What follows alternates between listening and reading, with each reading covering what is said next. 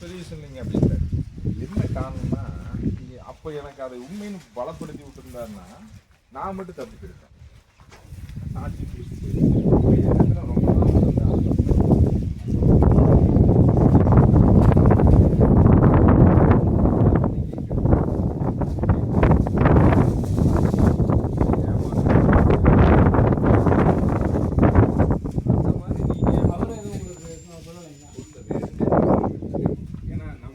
நாள் வந்து அப்ப எனக்கு இந்த அளவுக்கு மெச்சூரிட்டி இல்லை. இது வெளியே போகிறது இந்த அளவுக்குள்ள போய் சமாதி சாவிகள் அப்படி போய் ஒருவேளை இப்படியும் இருக்கலாம்.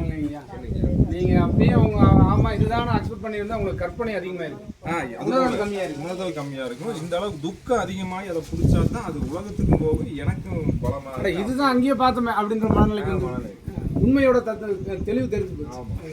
இப்போ நீங்கள் அவர் உங்களுக்கு எக்ஸ்பிளைன் பண்ணியிருந்தா உங்களுக்கு கற்பனை சக்தி அதிகம், கற்பனை சக்தி அதோட வேல்யூ தெரிஞ்சு எல்லா இடத்துலையும் பார்க்க ஆரம்பிச்சிருக்கு.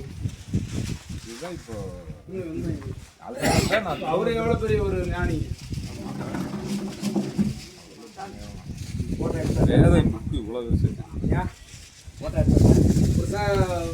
ரெக்கமெண்ட் பண்ணுங்க. இந்த இப்போ இங்கே இதுக்கப்புறம் நான் என்ன புக் படித்தா கொஞ்சம் அறிவு உங்களுடைய அந்த அறிவெல்லாம் ஒன்றும் வளர்த்த வேண்டாங்க. அகங்காரி சாட்சி யோக புக்கு அதுதாங்க, அதை படிங்க போதும்.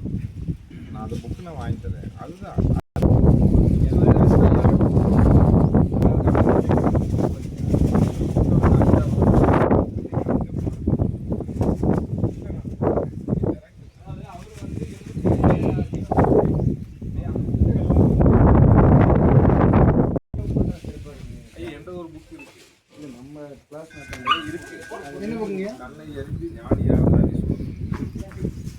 இங்கிலீஷ்ல இருக்கு, கன்னடாவில் இருக்கு, தமிழ் இருக்கு.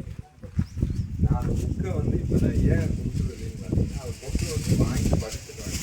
நான் படிக்கிறத நம்ம சொல்றதை விட அதை படிக்கிறத பயன்படுத்த மாட்டாங்க. ஆனால் நான் முடிச்சதுக்கு அப்புறம் வேணும்